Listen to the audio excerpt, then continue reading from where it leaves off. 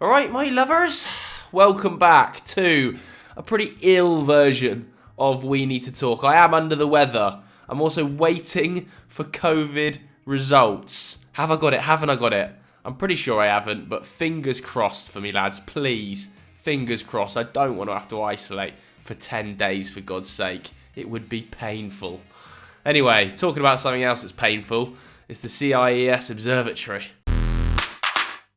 Right then, we're talking about the CIES yet again this year because, as usual, they've released their list of the world's most valuable under-23 footballers in the top 5 leagues of Europe. Now, if you haven't heard of the CIES Observatory, CIES stands for, hang on, just got it here, International d'Études de Sport, which I think, if you're French, let me know about the pronunciation, but I think I pretty much nailed that. Now that translates as the Centre for International Sports Studies, if you had a hard time guessing it in the first place, but it's an education and research group that focuses on sport and provides a number of different studies. So it's not just football, but today, obviously it's Football Daily, we're talking about soccer. Now, I've got the old ESPN article in front of me here, which talks about CIES's valuations. And they say here that CIES have used their bespoke algorithm to determine which players could feasibly command the highest transfer fees.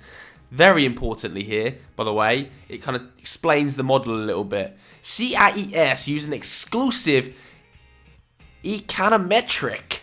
Is that a word? Well, the Americans just made that up?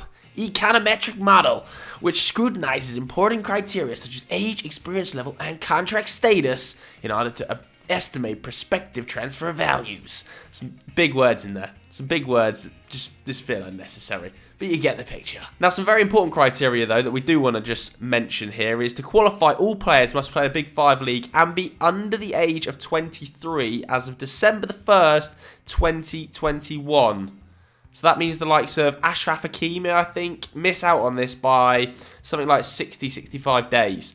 Unlucky Ashraf. So today I'm going to be running through CIES's list, reacting to some of the price tags on there. And as we go, I'm also going to be attempting to build a sort of under-23 world or European 5 leagues XI, I guess, from the names on this list. I might throw in a few others, but I'll try and keep it to the CIES base. We're starting with goalkeepers then, and obviously Gianluigi Donnarumma is going to be top, and he is 80 million euros they valued him at. Do I think that's fair? I think based on the fact he signed a really long-term contract at PSG only 4 months ago, it could probably be a little bit higher. Of course, I think he was voted as the Lev Yashin Award winner this year as well. ESPN FC ranked him number 2 amongst the top 100 goalkeepers. I probably wouldn't have him number 2. I still think number 2 is Alisson for me, and All Black's number 1 personally. But that's just a personal recommendation, and obviously Donnarumma is much younger than both of them, and by their age I'm sure will be better. So no particular quarrels with Donnarumma being the most valuable. Emile is also up there. He'll be valued even higher, Emile, when he moves away from Leeds. No offence to the Leeds United fans, but this boy could easily be playing Champions League football. So yeah, I'll take Donnarumma as my goalkeeper in my XI. I think they've got that roughly sort of spot on. I think Emile might be valued a little bit higher than 40 million euros in real life. If Man City, say Edison left for some bizarre reason, went and quit football, if they came in for Emile, I think Leeds would ask for a lot more than 40 million euros. And I'll be honest with you as well, I don't really know loads about these other names. Like Alban Lafont, of course, are recognised, but Alemdar, Maximiliano, I probably should, but I just don't know these other names. Apologies to, some of these Granada keepers and Nantes goalkeepers. My bad. Moving on to centre-backs, and this is where it starts to get a bit more interesting. No offence to the goalkeeper fraternity out there, but don't tell me they've put Eric Garcia number 1. This video worries me. Eric Garcia. Really? Eric Garcia, number 1. He's not even the best young defender at Barcelona. Now, they valued him at 80 million euros, which is just way too high. Every time I watch Eric Garcia, he's poor. For Barcelona, I think he's been massively underwhelming. I really do. I understand €400 million release clause, and he signed that brand new contract in the summer, but No, not for me. Even with the brand new contract, based on his performances at City and his performances this season, which is all we can go on because he's only 20, he's massively underwhelmed. I know that he gets picked regularly for like Spain and stuff, but I'm just not having him. Come at me. They've got Gvardiol at number 2 as well, which I found quite interesting. He is only 19, but Leipzig have been kind of underwhelming this season, haven't they? Where are they? In fact, underwhelming's kind. I think they've been pretty poor. 11th in the league. Jesse Marsch lost his job. They've not exactly been watertight at the back. I think they've got about the 4th or 5th best defensive record in the league, which is no insult, is it? But yeah, I don't think I would have him second. I think Matthias de Ligt, despite the fact he isn't progressing at the rate we thought he would when he was young, should be above Gvardiol. I just think Juventus was the wrong step in Matthias de Ligt's career, and I think quite a lot of those Ajax players who left the club took the wrong option when they left it. De Jong going to Barca hasn't really worked. Van der Beek hasn't worked at United. De Ligt is done okay. I don't think Ziyech's quite hit the heights we were expecting at Chelsea, so bit of an odd one there. Alessandro Bastoni should be higher, I think. He's been absolutely fantastic for Inter Milan this season. I mean, even, like Araujo at 50 million euros, I would imagine that's based on the fact his contract's up in 2023. And if I was Big Ronald, I would not be signing a new one. I would be thinking, can I replace Antonio Rudiger at Chelsea? That would be going through my mind pretty rapidly. So I would definitely have him ahead of Eric Garcia, by the way. If I had to pick 2 on this list, 2 centre-backs. This feels like the weakest area, doesn't it? Centre-back of the under-23 club. Not many absolute superstars in there. Like, De Ligt, historically, yes. So I am going to put him in there based on his historical reputation and the fact that if he leaves Juve, I think he'll get even better again. Look at some of the players that have left Juve in recent years. Joao Cancelo at Juve left, gone to Manchester City, probably the best fullback in the world right now. Christian Romero left Juve, went to Atalanta, best Serie A defender. It's happened numerous times. Demiral as well happened to, let's not forget. I think De Ligt, when he leaves Juve, wherever he goes, will be a better defender, having worked with the likes of Bonucci and Chiellini. So I'll go for De Ligt and Araujo, but it could easily be Bastoni and Araujo if I wasn't going on historical sort of gut feeling. Into the fullback position then, and my head just immediately goes to under-23s, Alphonso Davies on the left back, and definitely Reece James at right back. I think Reece James has been the outstanding right back in the Premier League this season. Trent Alexander-Arnold obviously up there alongside him, but doesn't qualify for this one. Who have they got? Alphonso Davies, yeah. Of course, Alphonso Davies is the best young left back. The demolition job against Barcelona is just taking the piss at this stage. Serginho Dest at 100 million euros. The Barcelona factor is strong here because I just don't think Serginho Dest has shown anywhere near 100 million euros worth of talent since arriving at Barcelona. I really don't. Obviously, we all read the reports midweek about Xavi being absolutely raging with that performance, potentially saying to the board that I want him sold, willing to accept 30 million euros for his signature in January in order to get him off the books. So where are they getting 100 mil from? That feels plucked. I mean, the algorithm's all over the gaff, if that's the case, to value him at the same price as Reece James, based on what Reece James is currently doing at what is probably one of the 3 or 4 best sides in European football, is bizarre. So I would have Reece James right back, and I would value him at as much as Alphonso Davies. And then I would have Serginho Dest well down the line. I really would. I think he's fallen quite dramatically down. Nuno Mendes, shout out that guy on TikTok, Numenj. He's been good for PSG. He's been good, but PSG have struggled to kind of find a team ethos, haven't they? They've struggled to find a way of playing that suits the unit rather than the individual. So I'm not sure he's progressed at the rate some people thought he would. Like some names on here, Emerson Royale, like Luke Thomas. I like Luke Thomas, but are we saying he's the 1, 2, 3, 4, 5, 6, 7, 8, the 9th best young fullback in world football?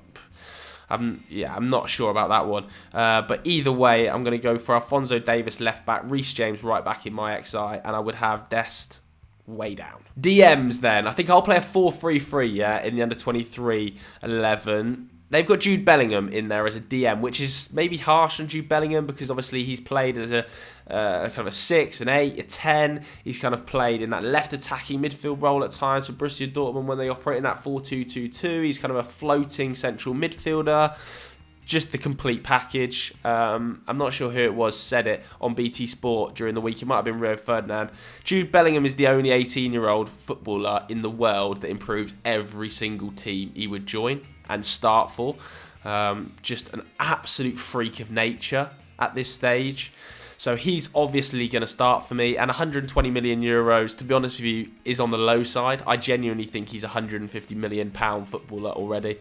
I don't, like, why would Borussia Dortmund sell him for what would be 100 million quid? Like, that's so cheap. He's going to go on to be the best central midfielder in the world, and we all know that. So that's a low fee, in my opinion. Second, Curtis Jones. What? No.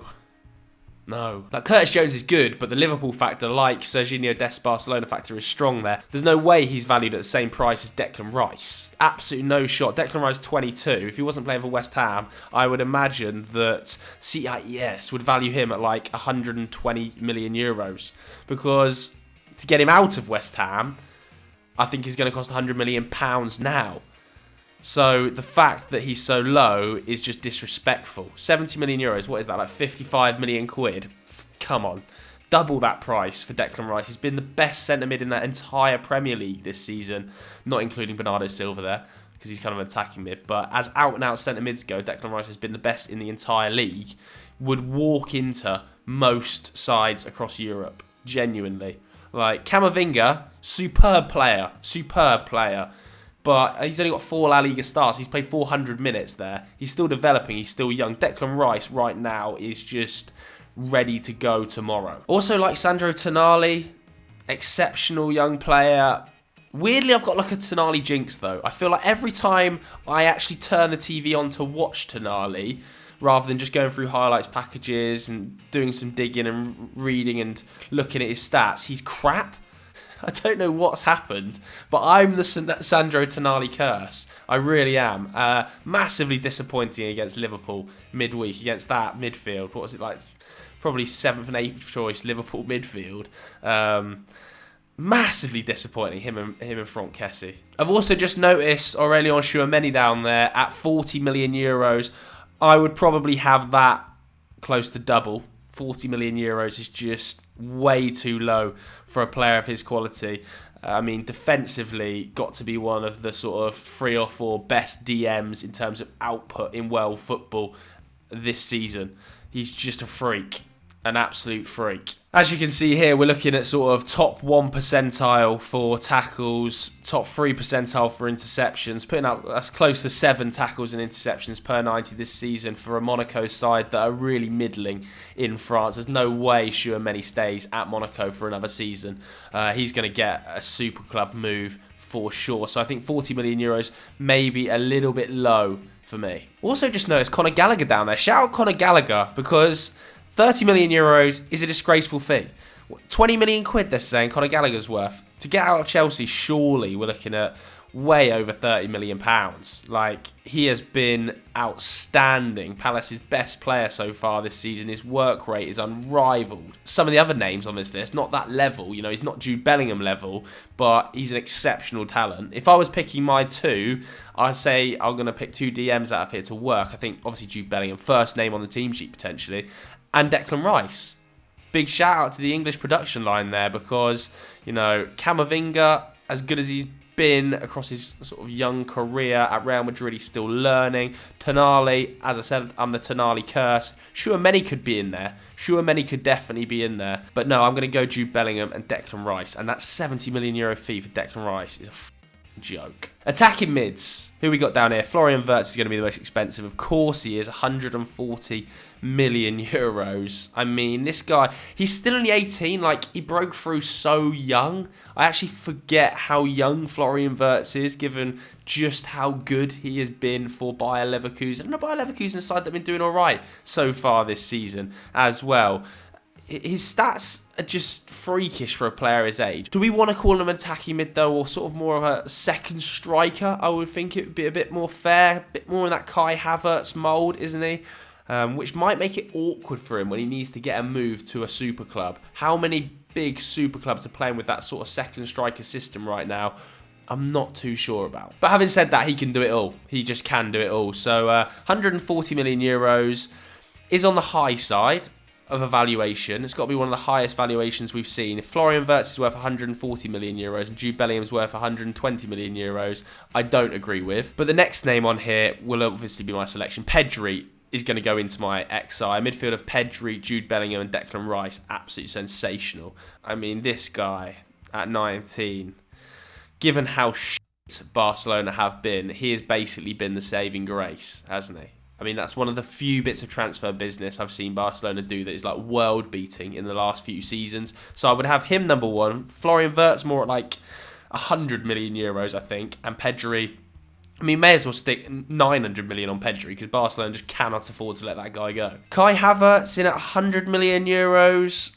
I don't agree that he's worth more than Mason Mount. I think Mason Mount is actually better, more consistent, and should be valued at higher than Kai Havertz. Bukayo Saka in there, yeah, fair enough at 100 million euros.